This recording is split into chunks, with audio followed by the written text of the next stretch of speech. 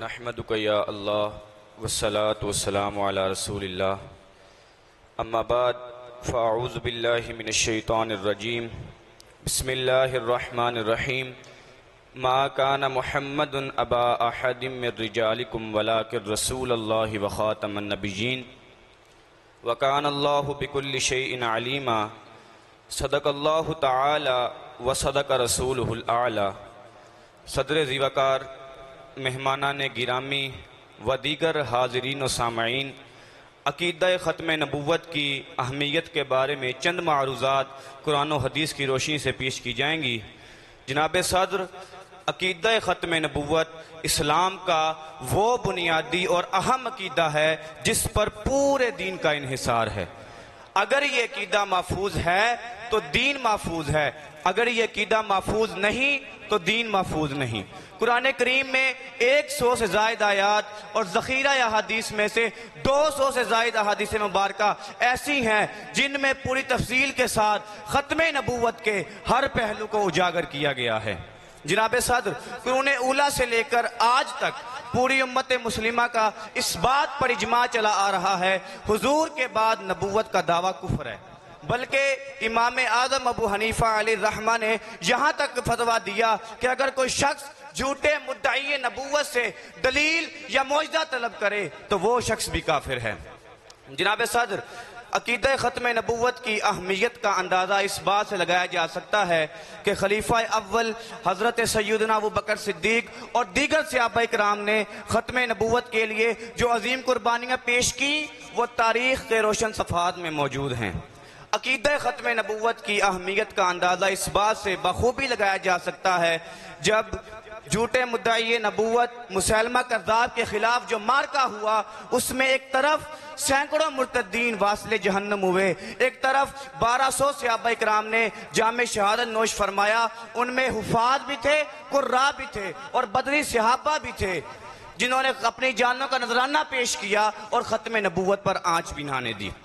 جناب صدر، ویسے تو جملہ قائد اسلامیہ اپنے مقام پر اشد اور ضروری ہیں، مگر عقیدہ ختم نبوت کی ناگزیریت توحید باری تعالیٰ جتنی ہے۔ جس طرح اللہ کے ساتھ کسی کو شریک ٹھہرانا یہ شرک فی التوحید ہے، اسی طرح حضور کے بعد کسی کو کسی بھی طرح نبی یا رسول ماننا یہ شرک فی الرسالۃ والنبوہ ہے۔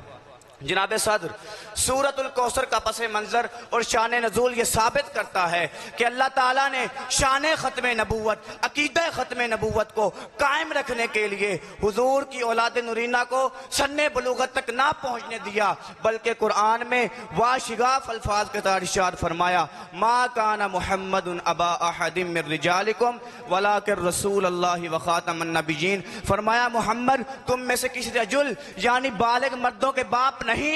اگلے الفاظ میں اس کی توجیہ بھی ارشاد فرمایا وہ تو اللہ کے رسول اور خاتم النبیین ہیں۔ علماء محققین لکھتے ہیں